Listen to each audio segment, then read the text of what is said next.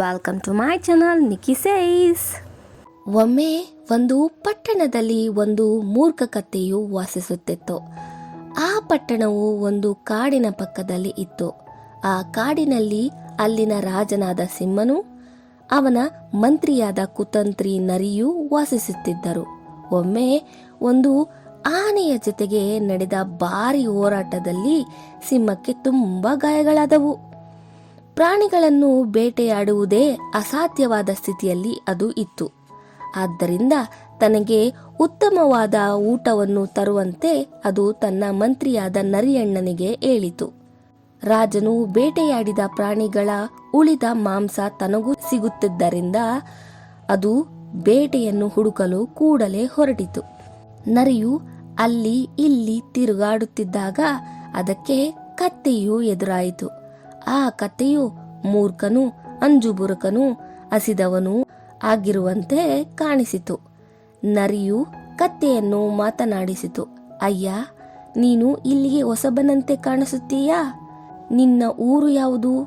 ಯಾಕೆ ನೀನು ಈ ದಟ್ಟವಾದ ಕಾಡಿಗೆ ಬಂದೆ? ಪಕ್ಕದ ಪಟ್ಟಣದವನು ನಾನು.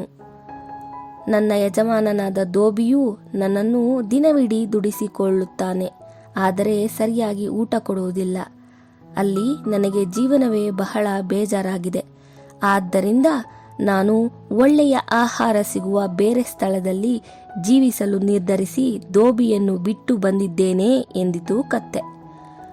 ಹೌದೇ, ಚಿಂತೆ ಬೇಡ. ಈ ಅರಣ್ಯ ರಾಜ್ಯದಲ್ಲಿ ನಾನು ಹಿರಿಯ ಮಂತ್ರಿ. ನನ್ನ ಜೊತೆ ರಾಜನ ಮನೆಗೆ ಬಾ. ನಮ್ಮ ರಾಜನಿಗೆ ಪಟ್ಟಣದಲ್ಲಿಯೂ ಕೆಲಸ ಮಾಡಿ ಅನುಭವವಿರುವ ಒಬ್ಬ ಅಂಗರಕ್ಷಕ ಬೇಕಾಗಿದ್ದಾನೆ. ನೀನು ಅರಮನೆಯಲ್ಲೇ ವಾಸ ಮಾಡಬಹುದು. ಸುತ್ತಲೂ ಇರುವ ಉತ್ತಮವಾದ ಹಸಿರು ಹುಲ್ಲನ್ನು ಹೊಟ್ಟೆಯ ತುಂಬ ಮೇಯಬಹುದು. ನಮ್ಮ ರಾಜನು ತುಂಬ ಬಲಶಾಲಿಯವನು. ಅವನಿಗೆ ಅಂಗರಕ್ಷಕರು ಪ್ರತಿಷ್ಠೆಗಾಗಿ ಮಾತ್ರ ಬೇಕಾಗಿದ್ದಾರೆ ಎಂದು ಕುತಂತ್ರಿ ನರಿ ಹೇಳಿತು. ಅರಣ್ಯ ರಾಜ್ಯದ ಮುಖ್ಯಮಂತ್ರಿಯ ಈ ಭರವಸೆಯ ಮಾತನ್ನು ಕೇಳಿ ಈ ಕತ್ತೆಗೆ ಬಲು ಸಂತೋಷವಾಯಿತು. ಅದು ನರಿ ಜೊತೆ ಸಿಂಹದ ಅರಮನೆಗೆ ಹೋಯಿತು. ತನ್ನೆದುರು ಬಂದು ನಿಂತ ಕತ್ತೆಯನ್ನು ನೋಡಿ ಸಿಂಹಕ್ಕೆ ತಡೆಯಲಾಗಲಿಲ್ಲ. ಹಸುವಿನಿಂದ ಕಂಗೆಟ್ಟ ಅವನಿಗೆ ಸಹನೆ ಎಂಬುದೇ ಇರಲಿಲ್ಲ. ಅವನು ಕೂಡಲೇ ಕತ್ತೆಯ ಮೇಲೆ ರೆಗಿದ. ಆದರೆ ಗಾಯಗಳಿಂದಲೂ ಹಸಿವಿನಿಂದಲೂ ಬಡವಾದ ಆತನ ಹಿಡಿತದಿಂದ ತಪ್ಪಿಸಿಕೊಂಡು ಕತ್ತೆ ಬೆದರಿ ಓಡಿ ಹೋಯಿತು. ನರಿಯು ಸಿಂಹನೊಡನೆ, ಪ್ರಭು, ನೀನು ಅಷ್ಟು ಅವಸರ ಮಾಡಬಾರದಾಗಿತ್ತು. ಆ ಪ್ರಾಣಿ ಬೆದರಿ ಓಡಿ ಹೋಯಿತಲ್ಲ ಎಂದಿತು. ಮಂತ್ರಿಯೇ, ಕ್ಷಮಿಸು, ಹಸಿವು ತಡೆಯಲಾಗಲಿಲ್ಲ, ಆದ್ದರಿಂದ ಹಾಗೆ ಮಾಡಿದೆ. ಅವನನ್ನು ಮತ್ತೆ ಇಲ್ಲಿಗೆ ಕರೆದು ತರಲು ಪ್ರಯತ್ನಿಸು. ನರಿ ಮತ್ತೆ ಕತ್ತೆ ಬಳಿ ಹೋಗಿ, ಅಣ್ಣ, ನೀನೇಕೆ ಅಲ್ಲಿಂದ ಓಡಿ ಬಂದೆ ಎಂದು ಕೇಳಿತು ಮುಗ್ಧನಂತೆ. ಯಾಕೆ ಓಡಬಾರ್ದಿತ್ತಾ? ಅಣ್ಣ, ನೋಡು, ನೀನು ಅಂಗರಕ್ಷಕ ಹುದ್ದೆಯ ಅಭ್ಯರ್ಥಿಯಲ್ಲವೇ? ನೀನೆಷ್ಟು ಚುರುಕು ಎಂದು ಪರೀಕ್ಷೆ ಮಾಡಲು ರಾಜನು ಹಾಗೆ ಮಾಡಿದ್ದಾನೆ.